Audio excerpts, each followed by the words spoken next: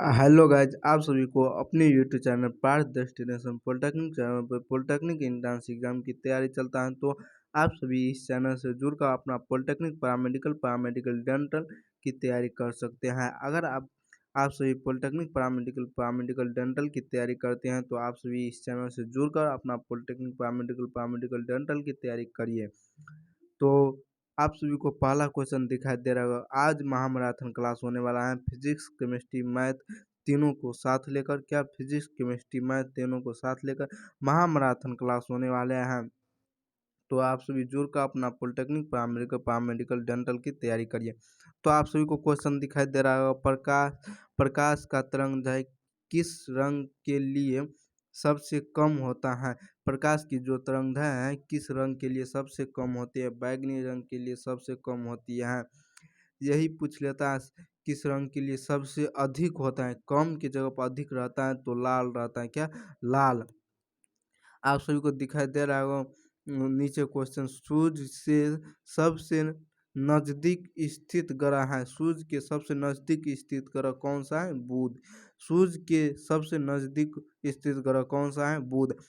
अगला क्वेश्चन आप सभी को दिखाई दे रहा होगा, वस्तु का अधिकतम भार होता है। वस्तु का जो अधिकतम भार होता है वह पृथ्वी के केंद्र पर होता है। कहाँ पे होता है? पृथ्वी के केंद्र पर। वस्तु का जो अधिकतम भार होता है वह कहाँ रहता है? पृथ्वी के केंद्र पर। सबसे फिर से एक बार क्वेश्चन को समझ लीजिए। प्रकाश का जो तरंगदैर्घ्य है किस रंग के लिए सबसे कम होता है? कम। सबसे कम किस रंग के लिए होता है? कम। तो आपका हो गया बैगनी रंग के लिए सबसे कम। और कह देगा यही कम की जगह पर अधिक रहेगा तो अधिक रहेगा यहाँ पे, तो क्या होगा? लाल। लाल होगा। अधिक रहता तो लाल होता और कम है तो बैगनी हुआ है। और सूर्य का सबसे नज़दीक स्थित ग्रह कौन सा है? बुध। सूर्य के सबसे नज़दीक ग्रह। और वस्तु का अधिकतम भार होता है पृथ्वी के केंद्र पर होता है। वस्तु का अधिकतम भार कहाँ होता है? पृथ्वी के केंद्र पर। ताप वैद्युत पुंज ताप वैद्युत पुंज एक यंत्र है जो मापता है विकिरण को। जो मापता है किस चीज को? विकिरण को। ये गेस्ट क्यू क्वेश्चन है। कौन सा क्वेश्चन है? गेस्ट क्यू क्वेश्चन, जो हम आप सभी को लिए ये 8-9 दिन के अंदर में देने वाले हैं। वही क्वेश्चन बहुत अच्छा क्वेश्चन होने वाला है। तो आप सभी जरूर सभी क्वेश्चन को बारीकी से समझिएगा। क्या कहता है? ताप वैद्युत पुंज एक यंत्र है। ताप वैद्युत पुंज एक यंत्र है जो मापता है विकिरण को। किसको मापता है? विकिरण को। अगला क्वेश्चन आप सभी के सामने आ चुका है। इस क्वेश्चन का राइट आंसर बताइए क्या होगा? इस क्वेश्चन का राइट आंसर क्या बताइए? आघात अर्धचालक में वैद्युत चालकता का कारण है। अर्धचालक में वैद्युत चालकता का मान है इलेक्ट्रॉन एवं छिद्र। क्या? अर्धचालक में विद्युत चालकता का कारण है इलेक्ट्रॉन एवं छिद्र का कारण है। क्या? इलेक्ट्रॉन एवं छिद्र का कारण है। अगला क्वेश्चन आप सभी के सामने दिखाई दे रहा है। दो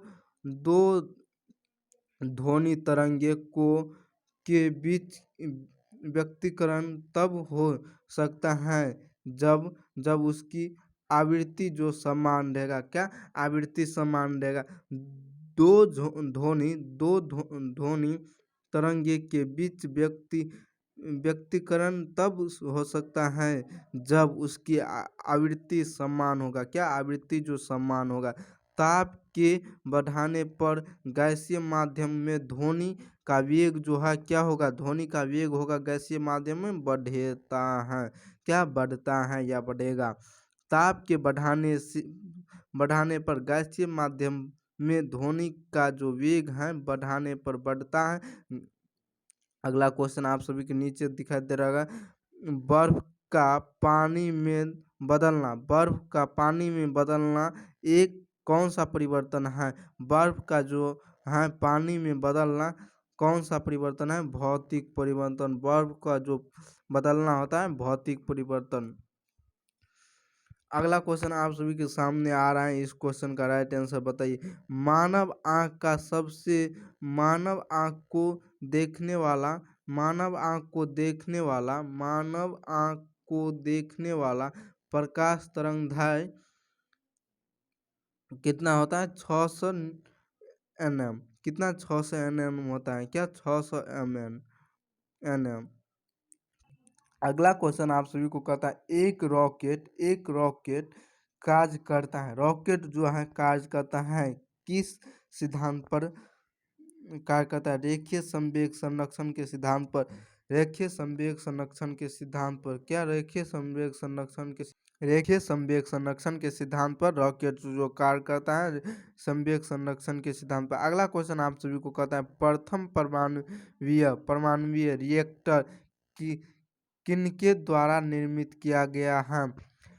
प्रथम परमाणुवीय रिएक्टर किनके द्वारा निर्मित किया गया है? फर्मी के द्वारा निर्मित किया गया है। किसके द्वारा? फर्मी के द्वारा। कोक में कार्बन की प्रतिशत कितना होता है? कोक जो होता है उसमें कार्बन की प्रतिशत कितना होता है? 90% कार्बन की मात्रा होती है। कितने परसेंट? 90%। इससे पहले क्वेश्चन आपका कहा था प्रथम परमाणुवीय रिएक्टर किनके द्वारा निर्मित किया जाता है? फर्मी के द्वारा। किसके द्वारा? फर्मी के द्वारा। मानव आंख को देखने वाला प्रकाश तरंगदैर्घ्य 600 nm। अगला क्वेश्चन आप सभी के सामने आ रहा है। इस क्वेश्चन का राइट आंसर बताइए कितना होगा। आप सभी के सामने क्वेश्चन आ चुका है। एक साधारण आंख के लिए स्पष्ट दृष्टि की न्यूनतम दूरी होता है। एक साधारण आंख के लिए स्पष्ट दृष्टि की न्यूनतम दूरी 25 सेंटीमीटर होता है। ये सभी को पता होगा 25 सेंटीमीटर, लेकिन ये बार बार क्वेश्चन पूछता है। बल और विस्थापन के बीच की किस कोण से अधिकतम कार्य करता है? बल और विस्थापन के बीच किस कोण सबसे अधिक कार्य करता है? सबसे अधिक कार्य करता है 0 डिग्री। कौन सा? 0 डिग्री। अगला क्वेश्चन आप सभी को कहता है यदि एक का प्रिज्म पानी में यदि एक कांच का प्रिज्म पानी में डुबाया जाता है तब इनकी प्रतिदोपन क्षेत्र होगा क्या होगा? घट जाएगा। क्या होगा? घट जाएगा।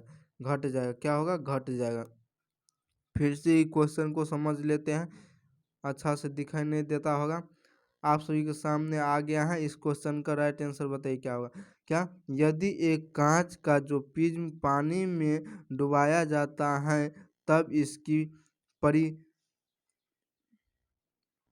परिक्षेपण क्षेत्र घट जाएगी। क्या होगी? घट जाएगी। घट जाएगी। अनुधाय तरंग किसमें गति नहीं कर सकती है? अनुधाय तरंग निर्वात में गति नहीं करती है। क्या? निर्वात में गति नहीं करती है अनुधाय तरंग।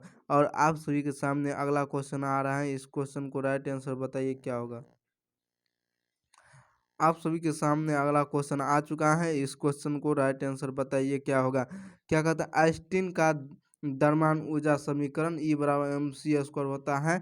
क्या? E बराबर mc²। इस पर आप सभी को क्वेश्चन भी पूछेगा तो डरने का नहीं है। आइंस्टीन का जो द्रव्यमान ऊर्जा समीकरण जो है E बराबर mc होता है। ये अधिकतर फॉर्मूला पूछता है। क्या? फॉर्मूला पूछता है। कौन सा दर्पण हमेशा काल्पनिक प्रतिबिंब बनाता है? कौन सा जो दर्पण है जो हमेशा काल्पनिक प्रतिबिंब बनाता है? क्या? प्रतिबिंब बनाता है। उत्तल दर्पण और समतल दर्पण। कौन सा? उत्तल दर्पण और समतल दर्पण। अगला क्वेश्चन आप सभी को कहता है दाब का SI मात्रक क्या है? दाब का जो SI मात्रक है वो क्या है? पास्कल है। क्या? पास्कल है। पास्कल। दाब को जो SI मात्रक होता है वो पास्कल होता है या न्यूटन मीटर। क्या? Newton metre. दाब का SI मात्रक पास्कल या न्यूटन पर मीटर। दाब का जो SI मात्रक होता है न्यूटन पर मीटर स्क्वायर होता है। क्या? Newton per metre square. Metre square, second square नहीं, मीटर स्क्वायर। दाब का SI मात्रक न्यूटन पर मीटर स्क्वायर या पास्कल। इसी को कहते हैं एक कूलम आवेश में इलेक्ट्रॉन की संख्या होती है। एक कूलम जो आवेश होते हैं उसमें इलेक्ट्रॉन की संख्या कितनी होती है? 6.25 गुने 10⁻18 इलेक्ट्रॉन होता है। क्या? 6.25 गुने 10⁻18 इलेक्ट्रॉन होता है।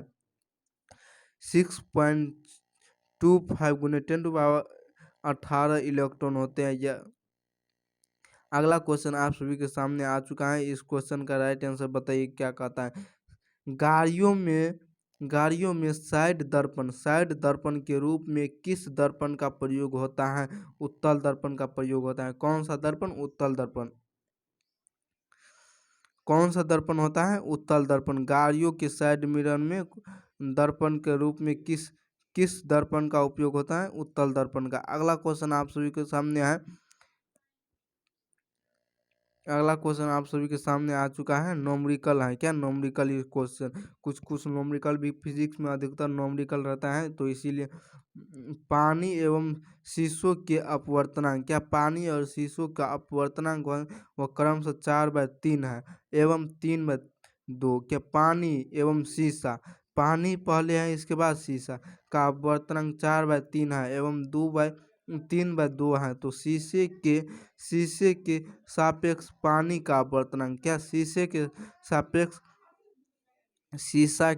सापेक्ष पानी? क्या शीशा के सापेक्ष पानी? तो यहाँ शीशा को जी ग्लास से लिखते हैं।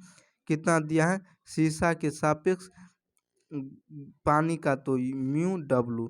तो यहाँ पे μg का कितना दिया है? 3/2 और W का कितना दिया है? 4/3। 4/3 ये 3 को ऊपर ले जाएंगे तो 9 बटा कितना हो जाएगा? 8। 9 बटा आपका 8 हो जाएगा। ये कैसा होता है? ये कैसे हो गया μg/μw? ये कैसे हो गया? पहले इसमें दिया है पानी एवं शीशे। क्या पानी एवं शीशे जिसको कहेंगे ना, जिसको कहा है शीशे के सापेक्ष कहा है, शीशे के सापेक्ष पानी, शीशे के सापेक्ष पानी, तो शीशा बटा पानी। क्या शीशा बटा पानी कर देना है।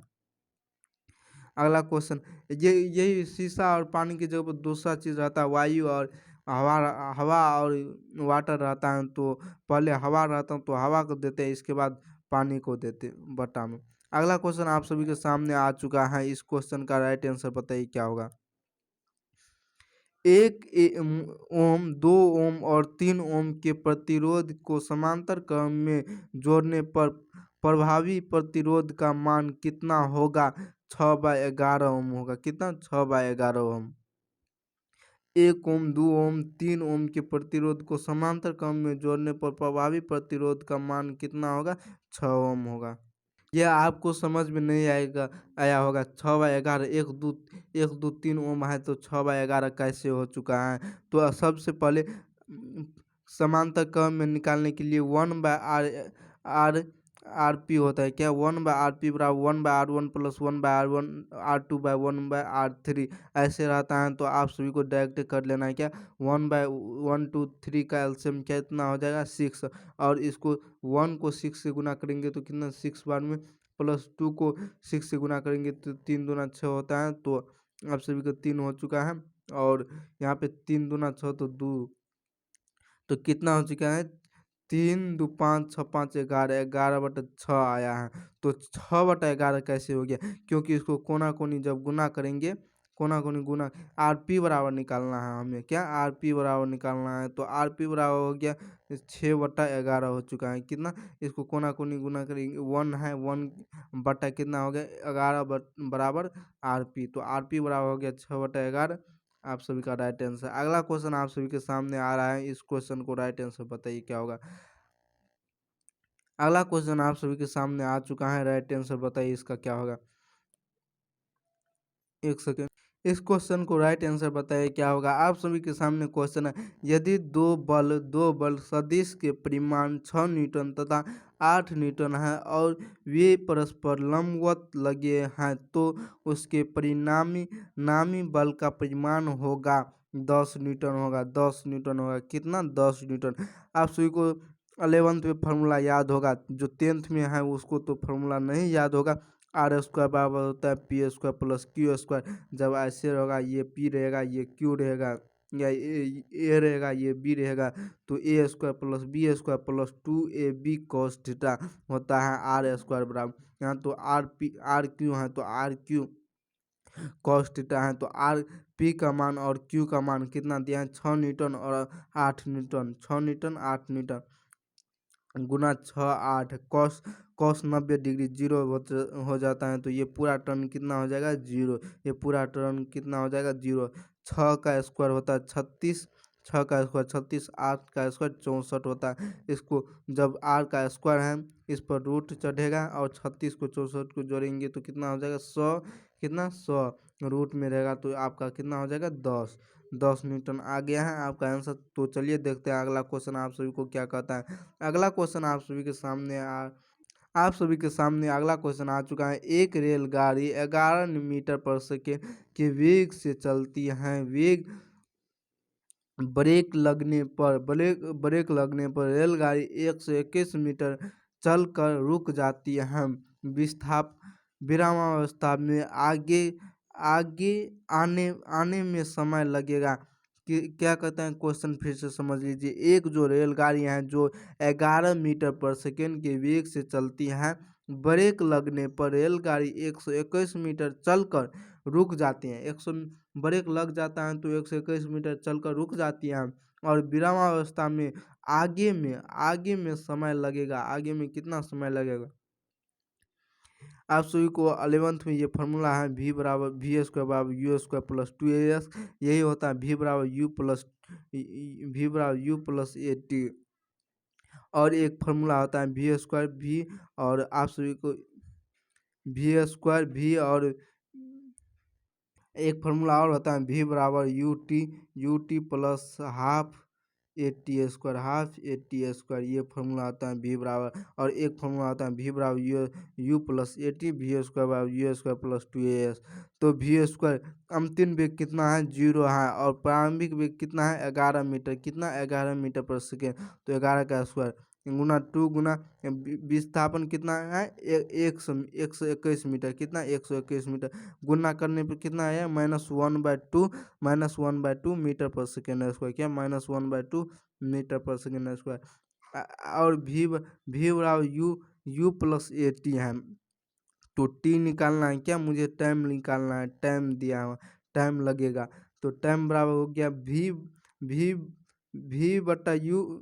एक second v minus u by a. v का मान कितना जी है 0 -11/a। तो कितना हो जाएगा a का मान कितना आया -1/2। तो यहाँ पे 1/2 देंगे तो माइनस में, तो इसको ऊपर ले जाएंगे तो प्लस हो जाएगा। माइनस माइनस क्या कट जाएगा तो ये ऊपर ले जाएंगे तो 11 दूना 22 हो जाएगा आपका सेकेंड। आपका राइट आंसर कितना हो चुका है 22। अगला क्वेश्चन आप सभी के सामने आ रहा है। इस क्वेश्चन को राइट आंसर बताइए क्या होगा। आप सभी के सामने में एक नया क्वेश्चन आ चुका है। एक वस्तु का विराम अवस्था से चलना प्रारंभ करती है उसका त्वरण 5 मीटर पर सेकेंड स्क्वायर है और 50 मीटर पर सेकेंड का वेग प्राप्त होने पर उनके द्वारा चली गई दूरी क्या होगा 250 मीटर। कितना होगा 250 मीटर। v बराबर u² प्लस 2as होता है।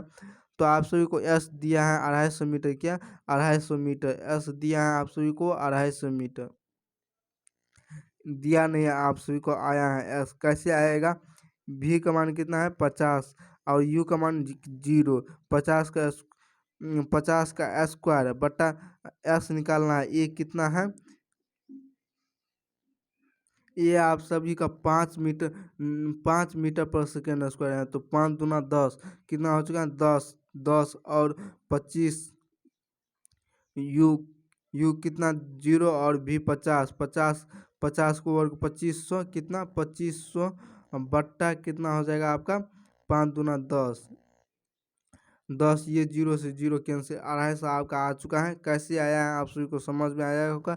v² का मान दिया है 50 और 50 का स्क्वायर करेंगे तो 2500 होगा। और ए एक्सीलरेशन त्वरण 5 मीटर पर सेकेंड स्क्वायर। त्वरण का क्या होता है मीटर पर सेकेंड स्क्वायर, तो 5 है तो 5 और 2 से गुना किए तो 10 हुआ और 10 को 0 कैंसिल हो गया 250 मीटर आया। अगला क्वेश्चन आप सभी के सामने आ रहा है। इस क्वेश्चन को राइट आंसर। अगला क्वेश्चन आप सभी के सामने आ चुका है। कहता है किसी पिंड पर 100 न्यूटन का बल 0.4 सेकेंड तक लगाया जाता है बल का आवेग होगा 40 न्यूटन सेकेंड, कितना 40 न्यूटन पर सेकेंड। कहता है किसी पिन का जो 100 न्यूटन का बल 0.4 सेकेंड तक लगाया जाता है तो बल का आवेग क्या होगा, 40 न्यूटन सेकेंड। बल का आवेग बराबर बल गुना समय, कितना बल गुना समय। आप सभी को कल बताए हुए थे, कल के क्लास में बल गुना समय होता है न्यूटन न्यूटन न्यूटन सेकेंड, कितना न्यूटन सेकेंड। तो इसको गुना करेंगे तो 100 गुना 0.4 पॉइंट उड़ेगा तो 10 आएगा, ये 0 से 0 कैंसिल, 10 चुके 40 न्यूटन सेकेंड आप सभी का आंसर होगा। अगला क्वेश्चन आप सभी को सामने आ रहा है, इस क्वेश्चन को राइट आंसर बताइए क्या होगा। एक पिन पर 40 न्यूटन का बल लगाने से वह वस्तु बल की दिशा में 60 डिग्री के कोण पर 20 मीटर विस्थापित हो जाता है तो बल द्वारा कृत कार्य क्या होगा। 40 न्यूटन का बल लगाने से वह बल की दिशा में 60 डिग्री का कोण बनाता है। 40 न्यूटन को जो बल लगाया गया है वो 60 डिग्री का कोण बनाता है और 20 मीटर विस्थापित हो जाता है तो बल का कार्य कितना होगा बताइए। तो इस क्वेश्चन का राइट आंसर बताइए क्या होगा। एक पिन पर 40 न्यूटन का बल लगाने से वह बल की दिशा में 60 डिग्री का कोण बनाता है और 20 मीटर विस्थापित हो जाता है तो बल द्वारा कृत कार्य होगा। कार्य बराबर फॉर्मूला होता है एफ एस कॉस थीटा। क्या एफ एस कॉस थीटा, ये फॉर्मूला आप सभी 11वीं में पढ़िएगा। F S cos theta, F बल और विस्थापन दिया है 40 गुना कितना 40 गुना 20 आपका दिया है गुना कॉस 60 डिग्री का मान कितना होता है, कॉस 60 डिग्री का मान 1/2 होता है तो 2 से ये 2 20 दूना 40 होता है तो 20 गुना कितना होगा 400 जूल, कितना 400 जूल। आप सभी को सामने आ गया है एक नया क्वेश्चन। इस क्वेश्चन को राइट आंसर बताइए क्या होगा। इस क्वेश्चन का राइट आंसर बताइए क्या होगा। 0.10 किग्रा की द्रव्यमान की गोली को 400 मीटर पर सेकेंड के वेग से विरामावस्था में लगाने के लिए कार्य करना पड़ेगा। कितना कार्य करना पड़ेगा, कितना कार्य करना पड़ेगा 8000 जूल, कितना 8000 जूल, 8000 जूल कार्य करना पड़ेगा। अगला क्वेश्चन आप सभी के सामने आ रहा है, इस क्वेश्चन का राइट आंसर बताइए क्या होगा। कहता है किसी पिन का 6 न्यूटन का बल लगाने पर पिन पर 2 मीटर की दूरी तय करता है तो कृत कार्य का मान होगा। W बराबर एफ एस होता है, W बराबर एफ एस या F S cos theta, F S और कितना दिया 6 न्यूटन 2 मीटर 6 दूना 12 जूल, कितना 12 जूल। तो आगे चलिए करते हैं केमिस्ट्री को क्वेश्चन। अभी फिजिक्स को किया है क्या,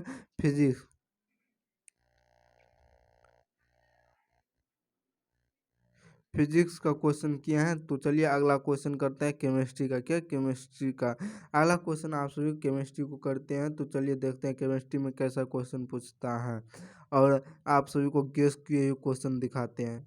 आप सभी के सामने केमिस्ट्री का क्वेश्चन आ चुका है। क्या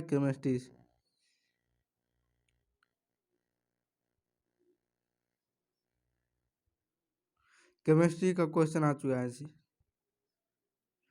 तो धनावेशित परमाणु को कहते हैं, धनावेशित परमाणु को क्या कहते हैं, धनावेशित परमाणु रहेगा तो उसको क्या कहेंगे, धनायन। ताप बढ़ाने पर आयन की मात्रा क्या होती है, बढ़ती है। ताप बढ़ाने पर आयन की जो मात्रा होती है वो बढ़ती है। सम आयन की उपस्थिति में आयन की मात्रा घटती है। क्या सम आयन की स्थिति जो है आयन की मात्रा घटती है। सम आयन की स्थिति में आयन की जो मात्रा होती है वो क्या होती है तो घटती है। आयन की मात्रा क्या होती है, घटती है। अगला क्वेश्चन आप सभी को कहता है आयन की मात्रा प्रभावित होती है। आयन की जो मात्रा होती है प्रभावित होती है सम आयन की उपस्थिति में। किसमें, सम आयन की उपस्थिति में। किस चीज़ में होती हैं? सम आयन की उपस्थिति में। अगला क्वेश्चन आप सभी के सामने में आ चुका है। इस क्वेश्चन को राइट आंसर बताइए क्या होगा? FeCl3 FeCl3 FeCl3 का जलीय विलयन होता है अम्लीय। FeCl3 का जलीय विलयन क्या होता है? अम्लीय होता है। FeCl3 जो है उसका जलीय विलयन क्या होता है? अम्लीय। FeCl3 को क्या कहते हैं? तो क्या हुआ? अम्लीय होता है। FeCl3 का जलीय विलयन अम्लीय होता है। अगला क्वेश्चन आप सभी को कहा है 0.0001 MSCl के विलयन का पीएच मान होगा। कितना होगा पीएच मान? इसमें कितना है पॉइंट? कितना है पॉइंट के बाद कितने कितने हैं? 1 2 3 4 कितना है? 1 2 3 4 4 कितना? 4 अंक है। कितना? 4 अंक। और 10 की पावर 14 होता है पीएच मान निकाल। स्केल पर कितना होता है? 10 की पावर 14 कितना होता है? 10 की पावर 14 होता है। 14 होता है और -4 करना है। क्या -4 करना है? तो कितना बचेगा? -4 नहीं करना है। 10 के बाद जितना रहेगा ना SCl एम पीएच कहेगा, पीएच मान कहेगा निकालने के लिए, तो जो रहेगा वही आपका आंसर हो जाएगा। पीएच मान कहेगा जबकि निकालने के लिए जो रहेगा वही आपका आंसर हो जाएगा। जो रहेगा वही आपका आंसर हो जाएगा। क्या? जो रहेगा वही आपका आंसर हो जाएगा। अगला क्वेश्चन आप सभी के सामने आ रहा है। इस क्वेश्चन को राइट आंसर बताइए।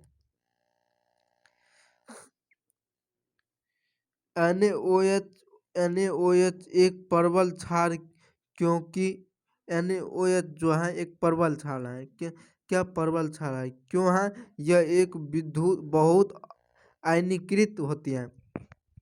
NaOH जो है एक परवल क्षार है। क्यों है क्षार? तो वह बहुत आयनीकृत होती है। क्या? बहुत आयनीकृत होता है। अगला क्वेश्चन आप सभी के सामने दिखाई दे रहा होगा। NH2 क्या? NH2 के पावर माइनस लगा है। क्या? माइनस लगा है का संयोजी संयोगमी अम्ल है। संयोगमी अम्ल क्या है? NH3 है। क्या? NH3 है। NH3 NH2 के पावर में माइनस लगा है का संयुग्मी अम्ल है NH3। HBr को संयुग्मी क्षार है। संयुग्मी Br की पावर माइनस लगा है। क्या? Br माइनस लगा है। Br minus. मिश्रित लवण बनाता है। मिश्रित लवण बनाता है एक अम्ल व 2 क्षार की क्रिया होगी। क्या? एक अम्ल और 2 क्षारियों की जो क्रिया होगी तो मिश्रित लवण बनेगा। अम्ल 1 और 2 क्षार, अम्ल 1 2 क्षार को मिलने से मिश्रित लवण बनता है। एक अम्ल और 2 क्षार को मिलने से क्या बनता है? मिश्रित लवण। अगला क्वेश्चन आप सभी के सामने आ रहा है। इस क्वेश्चन को राइट आंसर बताइए क्या होगा? Na3PO4 लवण है। Na3PO4 एक लवण है, सामान्य लवण है। क्या? सामान्य लवण है। NH3PO4 जो है कौन सा लवण है? सामान्य लवण।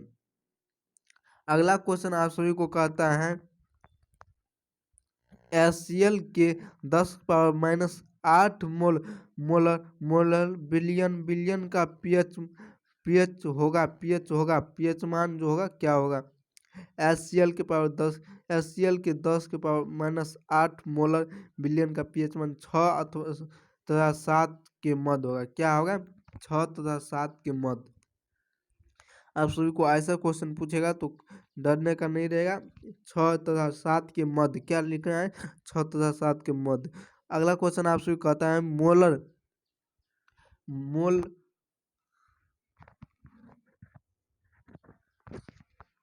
मोर लवण है। मोर लवण है दिक लवण। कौन सा है? दिक लवण।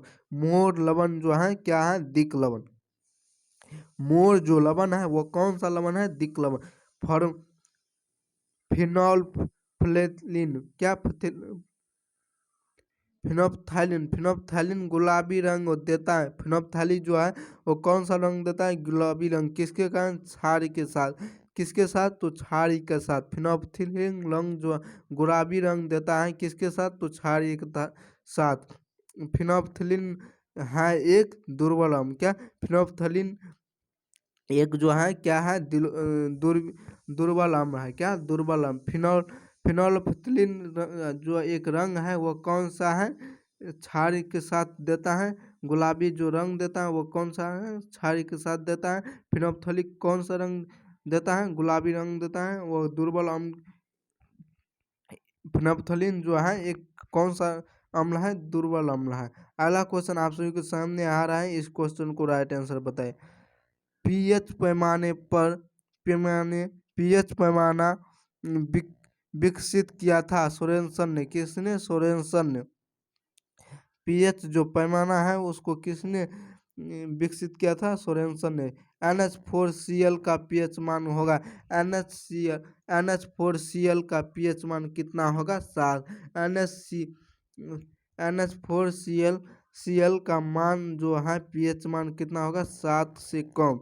7 हो जाता है आपका उदासीन, 7 से ऊपर आपका क्षारीय, 7 से ऊपर क्षारीय और 7 से नीचे अम्लीय।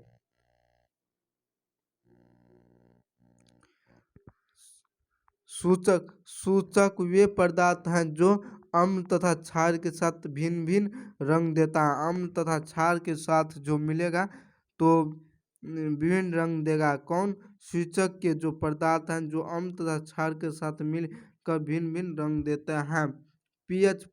NH4Cl का पीएच मान कितना होता है, 7 से कम।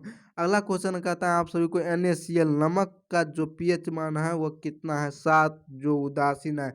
नमक उदासीन होता है, NaCl का पीएच मान कितना होता है, 7। मोलरता प्रदर्शित होता है, मोलर बटे लीटर पर सेकेंड, मोलर पर लीटर सेकेंड, कितना, मोलर पर लीटर सेकेंड। आप सभी को दिखाई दे रहा होगा मोलरता बराबर, मोलरता प्रदर्शित होती है मोलर पर लीटर सेकेंड।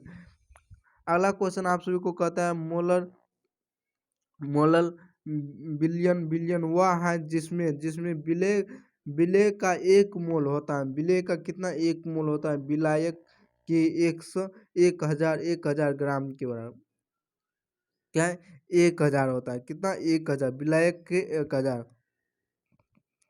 अगला क्वेश्चन आप सभी को कहता है किसी पदार्थ के विलेयता विलेयता किस कारण कारक के द्वारा होता है।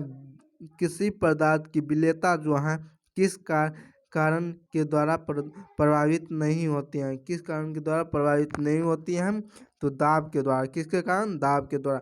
अगला क्वेश्चन आप सभी को सामने आ रहा है, इस क्वेश्चन को राइट आंसर आप सभी बताइए क्या होगा। कहता है 2m, कितना, 2m सल्फ्यूरिक अम्ल नॉर्मलता होगा कितना, 4n, कितना, 4n। 2m सल्फ्यूरिक अम्ल की नॉर्मलता 4n होगा। पानी की 180 ग्राम में मोलों की संख्या होगी। पानी में 180 ग्राम की मोलों की संख्या कितना होगी, 10। 180/18 अनुभार कितना होता है। पानी H2O होता है, क्या, H2O होता है। ऑक्सीजन का कितना होता है, 16।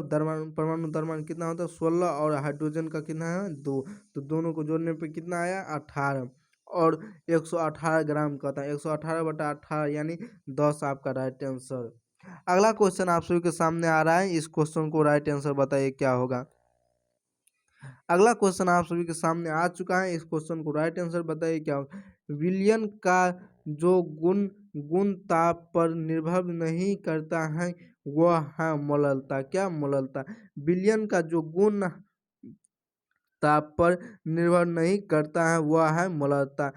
मेंडलीव की आवर्त सारणी में आवर्तों की संख्या कितनी होती है, 7। मेंडलीव की जो आवर्त सारणी है, आवर्त सारणी, उसमें आवर्तों की संख्या कितने हैं, 7, और वर्गों की संख्या कितने हैं, 9। 7 और 9, यही आप सभी को कह लेता मेंडलीव। और मोसले कहता है, मोसले मोसले कहता है इसमें आवर्तों की संख्या 7 है, आवर्त की संख्या 7 है, और वर्गों की संख्या कितनी है, 18। और 18वां वर्ग को क्या कहते हैं, शून्य वर्ग, अक्रिय गैस। 17वां वर्ग को क्या कहते हैं, हैलोजन ग्रुप, क्या, हैलोजन ग्रुप। अगला क्वेश्चन आप सभी को सामने दिखाई दे रहा है, हैलोजन हैलोजन को आवर्त सारणी को किस समूह में रखा गया? हैलोजन है, हैलोजन के आवर्त सारणी के किस समूह में रखा गया है? रखा गया है सातवां। कितना? सातवां। ये सातवां कैसे हो चुका है? क्योंकि 2 ब्लॉक एस ब्लॉक में है और 6 ब्लॉक पी ब्लॉक में है। 6 ब्लॉक कितना? 2 4 2 6 ब्लॉक पी ब्लॉक में। पी एस पी डी बीच में है, डी आपका बीच में है, ये एस हो गया, ये पी हो गया और पी आपका अंतिम कितना हो गया? 18वां वर्ग। 18वां वर्ग या 8वां को क्या कहते हैं? 8वां, 7वां, क्या 7वां दिया है आपका हैलोजन ग्रुप। ये आपका हैलोजन ग्रुप हुआ है जिसमें फ्लोरीन, क्लोरीन, ब्रोमीन, आयोडीन होता है। अगला क्वेश्चन आप सभी को कहता है अष्टक नियम का प्रतिपादन की करने वाले वैज्ञानिक कौन था? कहता है आप सभी को अष्टक अष्टक नियम का प्रतिपादन करने वाला वैज्ञानिक कौन का नाम क्या था? अष्टक का जो नियम दिया था उसको प्रतिपादन करने वाला वैज्ञानिक का नाम न्यूलैंड था। क्या कौन था? न्यूलैंड। अगला क्वेश्चन आप सभी के सामने दिखा दे रहा है आधुनिक आधुनिक दीर्घाकार आवर्त सारणी में समूहों की संख्या कितनी होती है? 18। 18 होती है समूहों की संख्या। जो मोस्ले ने दिया था। किसने दिया था? मोस्ले ने, जो अभी चल रहा है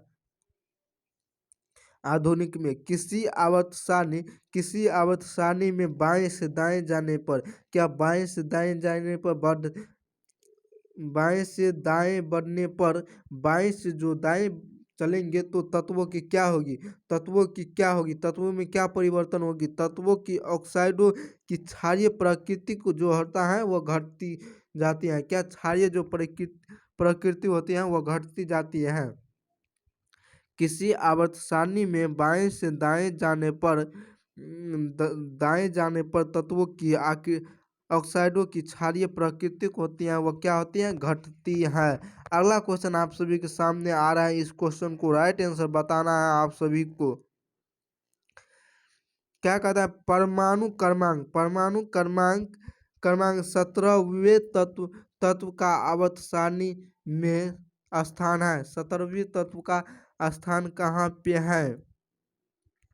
क्लोरीन 17 होता है। क्लोरीन आपका परमाणु क्रमांक 17 और इसका कितना होता है? 35 या 35.5 या 37 आप सभी को दिया रहेगा द्रव्यमान संख्या। तो कहेगा न्यूट्रॉन की संख्या, प्रोटॉन की संख्या निकालने के लिए तो कैसे निकालेंगे? तो ये इस पर वीडियो बना चुके हैं। अगर आप सभी नहीं देखे हैं प्रोटॉन संख्या, इलेक्ट्रॉन संख्या, न्यूट्रॉन संख्या कैसे निकालेंगे, समस्थानिक में कितने होते हैं, ये सब पर वीडियो बना चुके हैं। अगर आप सभी नहीं देखे हैं तो जाकर देख लीजिएगा रिकॉर्डेड वीडियो। आप सभी को लाइव देते हैं तो आप सभी लाइव में जुड़िएगा। क्या कहता है? 17 क्लोरीन जो 17 है ये किस वर्ग में है?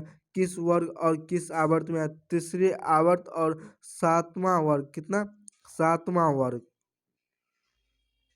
तो क्या होगा? 7वां वर्ग और तीसरा आवर्त। कितना? तीसरा आवर्त। सबसे हल्की धातु कौन सी है? लिथियम जो है सबसे हल्की धातु है। लिथियम जो है आपकी सबसे हल्की धातु होती है लिथियम। सबसे कम विद्युत ऋण ऋण है। सबसे कम विद्युत ऋणात्मक कौन सा है? सोडियम। सबसे कम विद्युत ऋणी है सोडियम। आवर्त वर्गीकरण में तत्वों की व्यक्तिकरण क्या जाता है? वो वर्गीकरण में तत्वों की जो व्यवस्थित किया जाता है उनके परमाणु क्रमांक के अनुसार। क्या? उनके परमाणु क्रमांक के अनुसार आवर्त सारणी जो है अभी के जो परमाणु क्रमांक के अनुसार सजाया जाता है। कार्बन का जो परमाणु है, कार्बन का परमाणु क्रमांक 6 होते हैं और आवर्त आवर्त सारणी में इनका समूह है। आवर्त सारणी होते हैं वह चौथा में ये है कार्बन 6। अगला क्वेश्चन आप सभी को सामने दिखाई दे रहा है आधुनिक आवर्त सारणी में तत्वों की संख्या को रखा गया है परमाणु क्रमांक। क्या? परमाणु क्रमांक के वृद्धि क्रम में। क्या? परमाणु क्रमांक के वृद्धि क्रम में। आधुनिक आवर्त सारणी में तत्वों को रखा गया है परमाणु क्रमांक के वृद्धि क्रम में। अगला क्वेश्चन आप सभी को सामने आ रहा है, इस क्वेश्चन को राइट आंसर बताइए क्या होगा। आवर्त में बाएं से दाएं जाने पर तत्वों की जो धन विद्युत गुण जो है घटता है, क्या होती है, घटता है।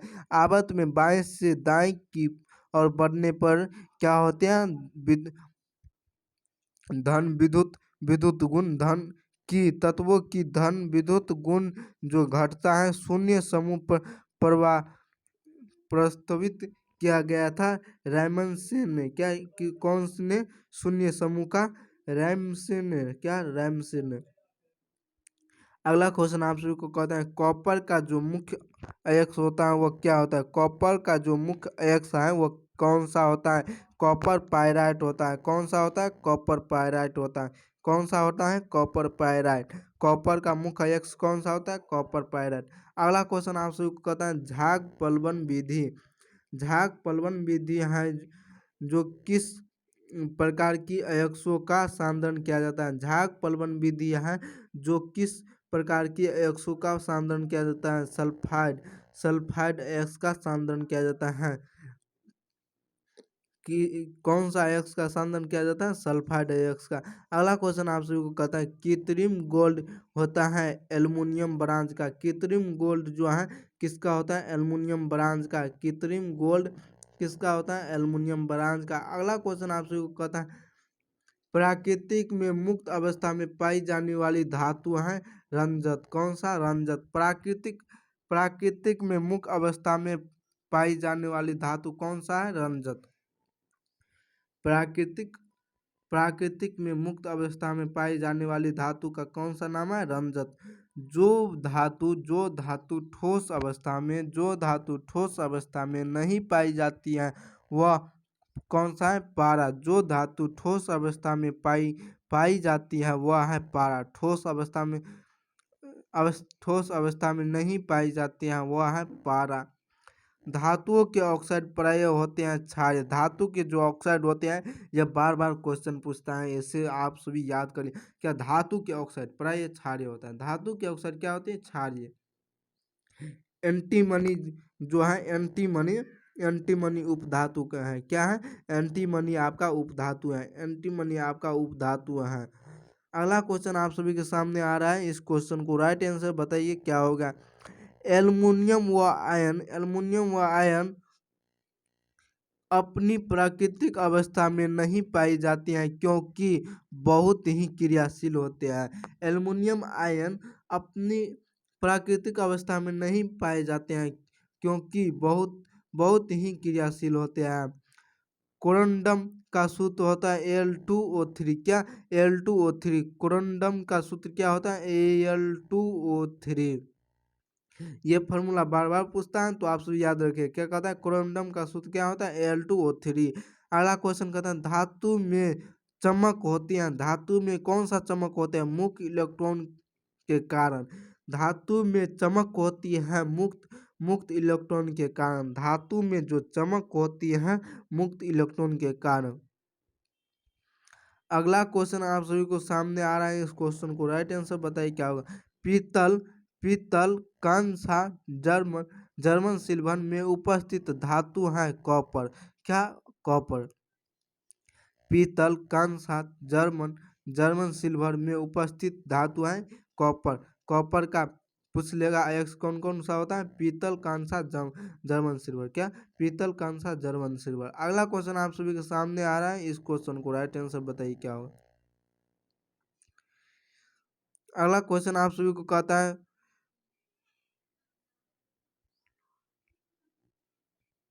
फॉपलेदर कॉपर है। कॉपर जिसमें लगभग 2% अशुद्धियाँ। फॉपलेदर कॉपर जिसमें लगभग 2% अशुद्धियाँ होती है। एमरी नाम दिया था, एमरी नाम किसने दिया था, अशुद्ध एलुमिना को। क्या, अशुद्ध एलुमिना को। शुद्ध जल का पीएच मान कितना होते हैं, 7 होते हैं। शुद्ध जल का पीएच मान कितना होते हैं, 7 होते हैं। तो चलिए अगला क्वेश्चन करने वाले हैं मैथ की। क्या, मैथ की। ये क्वेश्चन या फफोलेदा लेदार कॉपर जो है कॉपर कॉपर जिसमें लगभग 2% अशुद्धियाँ होती हैं, कॉपर जिसमें लगभग 2% अशुद्धियाँ होती हैं। एमरी नाम दिया था अशुद्ध एलुमिना ने, क्या अशुद्ध एलुमिना ने। अशुद्ध जल का पीएच मान कितना होते हैं 7। तो चलिए अगला क्वेश्चन करने वाले हैं मैथ का, तो आप सभी तैयार रहिए, मैथ का क्वेश्चन आने वाले हैं। तो चलिए मैथ की क्वेश्चन देखते हैं कैसा रहता है मैथ का क्वेश्चन। तो आप सभी के सामने मैथ का क्वेश्चन आ चुका है। क्या मैथ का क्वेश्चन आ चुका है? तो आप सभी क्वेश्चन दिखाई दे रहा होगा, चित्र में एक्स का मान बताइए।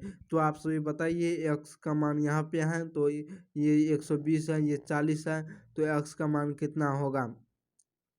एक्स प्लस 40 करेंगे तो ये कौन का मान आ जाएगा? कितना कितना आ जाएगा आप सभी का? एक्स प्लस 40 बराबर 120 दिया है। कितना? 120 दिया है, तो 100 बराबर 20, तो एक्स का मान कितना हो चुका है? 80। 120 में से 40 घटाएंगे तो 80 आपका राइट आंसर होगा। अगला क्वेश्चन आप सभी को कहता है समबाहु त्रिभुज A B C C D भुजा भुजा ए बी के माध्यिका को सी डी स्क्वायर बराबर होगा। सी डी स्क्वायर बराबर क्या होगा? जैसे ये त्रिभुज है, इसमें ए बी सी दिया है, जिसमें क्या कहता है सी डी ए बी के माध्यिका पे है, तो सी डी स्क्वायर बराबर क्या होगा? सी डी ये बीच में हो चुका है, तो ये स्क्वायर बराबर होता है 3/4 ए बी का स्क्वायर। क्या? ए बी का स्क्वायर माध्यिका का है। आप सभी का क्या हो जाएगा? 3/4 ए बी का स्क्वायर। क्या? 3/4 ए बी का स्क्वायर आप सभी का राइट आंसर। अगला क्वेश्चन चलिए दिखाते हैं आप सभी को क्या कहता है अगला क्वेश्चन आप सभी के सामने आ चुका है। इस क्वेश्चन को राइट आंसर बताइए क्या होगा? त्रिभुज ए बी सी में कोण बी कोण सी के अंत अर्धक बिंदु ओ पर मिलाते हैं। अर्धक बिंदु ओ जो है ओ पर मिलाते हैं, तो यदि ए कोण जो ए है जो 70 डिग्री का है, कितना 70 डिग्री का, और बी ओ का क्या निकालने के लिए कहता है? ओ सी का बी ओ सी का निकालने के लिए कहता है। तो बी ओ सी बराबर क्या? 90 प्लस कोण a/2 हो सकता है, तो 70 का 35 में 90 जोड़ेंगे तो आप सभी का कितना आ जाएगा? 125 राइट आंसर आपका। अगला क्वेश्चन चलिए देखते हैं क्या कहता है। अगला क्वेश्चन आप सभी के सामने दिखाई दे रहा है कौन ए बी सी एक समबाहु त्रिभुज है। क्या? समबाहु त्रिभुज है, जिसकी भुजा 2a है, जो इसके शीर्ष लंब ए डी की लंबाई क्या होगी? ए डी के जो लंबाई पूछा है क्या होगी? ए बी सी एक समबाहु त्रिभुज है, जिसकी भुजा 2a है, जो उसके शीर्ष लंब ए डी की लंबाई क्या होगी? A√3 होगी। क्या? A√3 होगी। अगला क्वेश्चन आप सभी को आ रहा है, इस क्वेश्चन को राइट आंसर बताइए क्या होगी?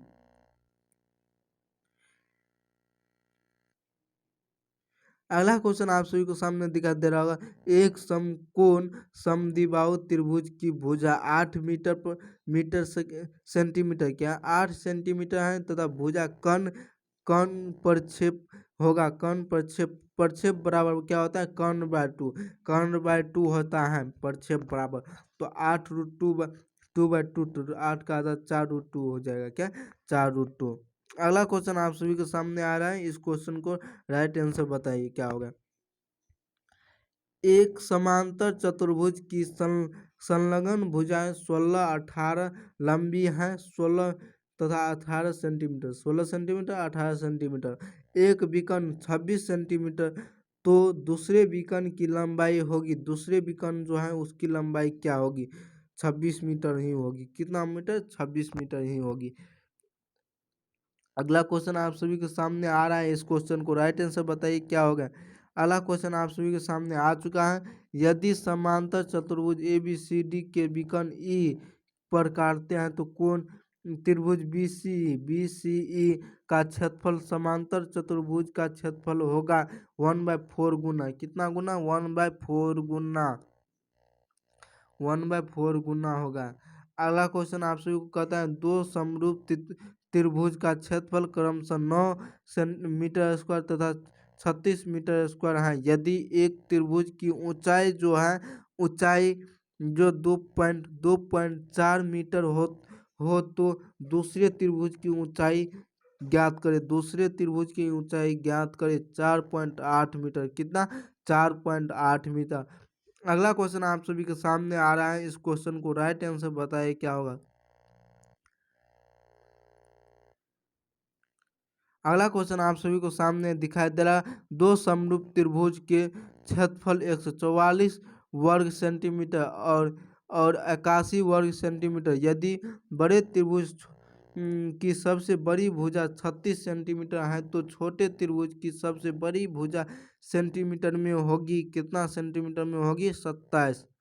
कितना? 27। 144/81, 81, 36/81, 36² तो एक्स का निकालना है तो 27 आया है। कितना? 27। √729 का 27 होता है।